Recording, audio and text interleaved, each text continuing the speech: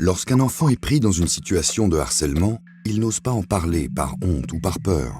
Qu'il soit harceleur, harcelé ou même témoin, il est donc important d'amorcer le dialogue avec lui pour dénouer la situation et en parler avec l'équipe éducative.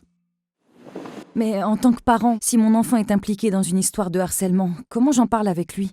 Comment lui montrer que je suis disponible pour en discuter? Comment faire pour qu'il n'ait pas peur ou honte de m'en parler?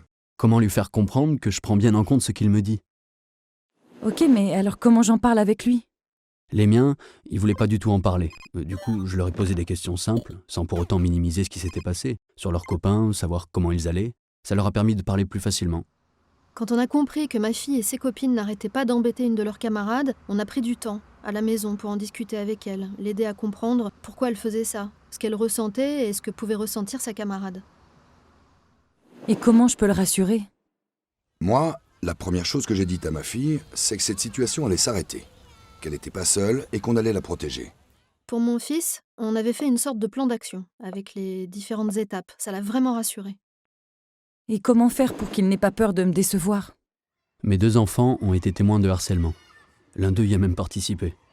Même si c'était difficile pour moi de l'admettre, j'ai essayé de ne pas les juger pour qu'ils en parlent facilement, en toute confiance. Ma fille, qui était harcelée, je la rassurais en lui disant que cette situation n'était pas de sa faute et qu'elle avait bien agi en nous en parlant, que ce n'était pas une balance. Le plus important, c'est d'oser entamer le dialogue avec son enfant.